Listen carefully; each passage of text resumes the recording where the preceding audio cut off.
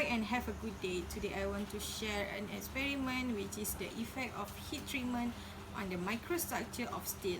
There are three objectives of this experiment. First, to study on preparing meteorographic sample for the microstructure observation. Second, to study the effect of the heat treatment on the microstructure of the steel. And the last objective for this experiment is to discover the microstructure of ferrite, pearlite, cimatite, austenite, and martensite under the microscope view. Okay, for the first process is cutting process. Firstly, you have to switch on the machine first, and then you have to mark the sample according to the size that you want. So I mark 2 cm. After that, you have to put, after you mark the sample, you have to put the sample on the gripper slot and check the cutting positive by moving down the cutting blade holder until the cutting blade parallel with the mark on the sample. So you do like this. At the beside of the machine, you have a handle, so you have to move down the cutting blades like this, and you make sure the cutting blade is parallel to the sample that you have marked like this, and then you have to move the gripper forward to the grip sample and lock it up. So in front of this cutting blade, you have a two gripper, which is at the left side and the right side. So you have to move forward the gripper, and then you have to take the T-wrench to lock it up. You have four places that you have to lock, and then you have to close the cover safety machine.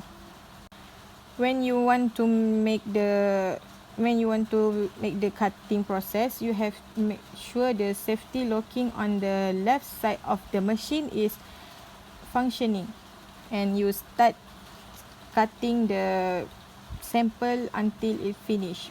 You have to cut it slowly. Please be careful when cutting the sample.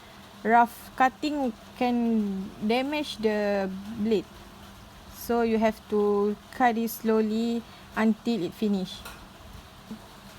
After finish the cutting, you have to push the stop button on the right side of the machine, and then you open the machine safety cover and move the working backward using the working table spindle. So you have to move it backward, and after that you have to loose the gripper using the T-wrench, and then you have to take the sample that you have cut before this, and you take it and put it outside of the machine, and then you close back the machine safety cover and switch off the machine. You have to wear the glove and the goggle while you do this experiment for the safety. The next process is molding process. Firstly, you have to switch on the machine, and then you have to spray the release spray on the ram surface like this. This is the mold release spray, and you spray, and then you take the sample, and then you will put it on the surface like this. After that, you hold and press the button down like this, and then your sample will come down on the machine. And then you have to put one scoop of phenolic powder, which is black, but I used the floor, the white color, and then you pour like this using the funnel. And then spray the machine cover with the mold release spray like this. And then you close the ram. This is the ram, and close the ram like this. And then close the ram until the hand tight. So you have to tight the cover. And then you have to press the run or stop button like this to start the molding process. When the process has been complete, push and hold the down button like this to move down the ram. And then open the cover. This is cover, and you open slowly and put it on the cover holder. You have to be careful during hold the hot cover to avoid any injury. After that, you have to push and hold the button up like this, up to move up the ram and take up. And then when you push and hold the button up, your sample will come out from the machine. And then you have to this and then you have to take your sample from the machine. And you have to make sure when you take the sample, you have to careful because the sample might be still hot to touch.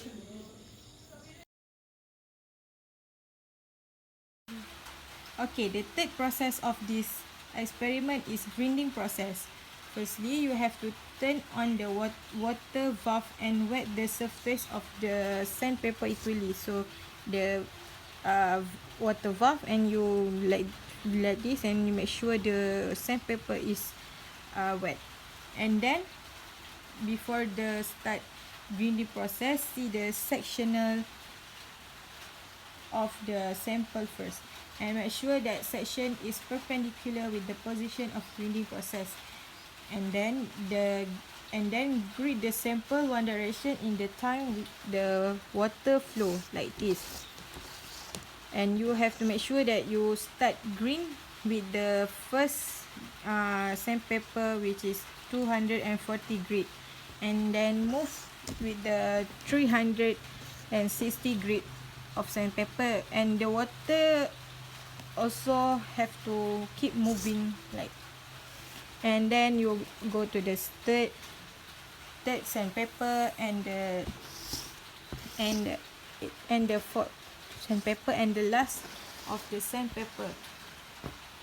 You have to grind the sample until the surface of the sample smooth without any scratches. So you have to do like this until the surface is smooth.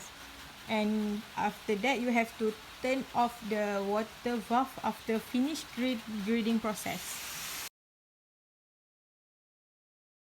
The next process is polishing process. Firstly, you have to switch on the machine. The switch is placed at the back of the machine, and then you have to bring up the polishing head by using the lever at the left side of the polisher head, and you have to lock it. After you lock it, and you have to make sure that you use standard setting for polishing process by using low spin and clockwise rotation for the polishing table. And then you have to press the button run or stop to start rotating the polishing table. And then you have to use 1 millimeter diameter polycrystalline diamond suspension for the first stage of polishing. Hold the sample and start the polishing process by rub the sample surface on the polishing pad with the counterclockwise rotation. And please mind, do not push the sample too rough to avoid the polisher pad get ripped or the sample being damaged.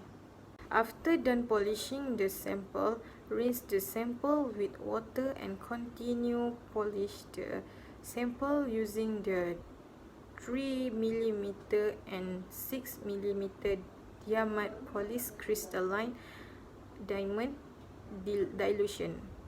After you have done the polishing with all the dilution, dry it with the dry air. The last process of this experiment is etching process. Firstly, you have to switch on the fume hood suction motor and light, and then you have to open the fume hood safety cover and put the sample etch in the etching chemical. Then you have to open the fume hood cover slightly and bring the sample close to the water valve, and then you have to open the water valve and rinse the sample equally. After you rinse the sample, you have to close the water valve and close the fume hood cover also. After that, you have to dry out the sample using the dry air. After you finish drying the sample, you have to switch off the fume hood, and after that you have to observe the surface of the sample using the metallurgy microscope.